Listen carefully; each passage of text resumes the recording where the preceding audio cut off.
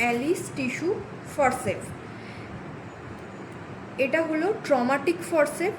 কেন না, এর যে টিপ পোর্শন, এটা হচ্ছে টিপ পোর্শন। এই টিপ পোর্শনে অনেকগুলো টিথ রয়েছে। এটা হলো ব্লেড।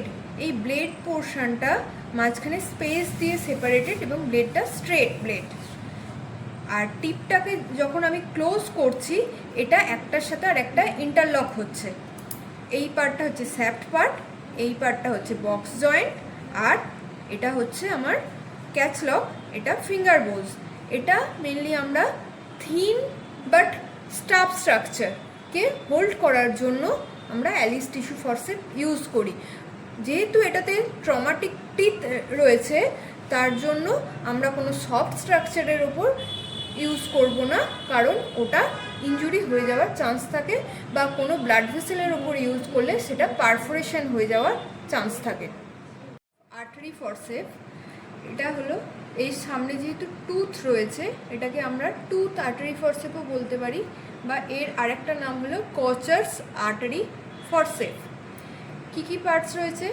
সেম আর্টারি ফরসেপের মতনই এখানে ফিঙ্গার বোলস রয়েছে হোল্ড করার জন্য।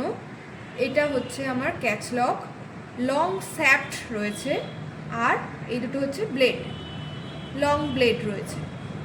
ব্লেডের ভিতরটা আমরা যদি দেখি, এখানে আমাদের ট্রান্সভার্স রেশনস আছে, ঠিক আছে, কিছু ক্ল্যাম্প করার জন্য। আর এই কচার্স ফরসেপ আমরা মেনলি টাফ স্ট্রাকচার হোল্ড করতে বা রিট্র্যাক্ট করতে আমরা ইউজ করি। কোনো স্কিন, যেমন হচ্ছে পামের কোনো স্কিন, শোল এরিয়ার কোনো স্কিন, স্ক্যাল্প স্কিন, আমরা কোনো সার্জারির সময় রিট্র্যাক্ট করতে এই কচার্স আর্টারি ফরসেপ ইউজ করব। এছাড়া থাইরয়েড ভেসেলস, সুপারফিশিয়াল থাইরয়েড ভেসেলকে রিট্র্যাক্ট করার জন্য আর আম্বিলিকাল কর্ড ক্ল্যাম্প করার জন্য আমরা এই কচার্স আর্টারি ফরসেপটা ইউজ করব।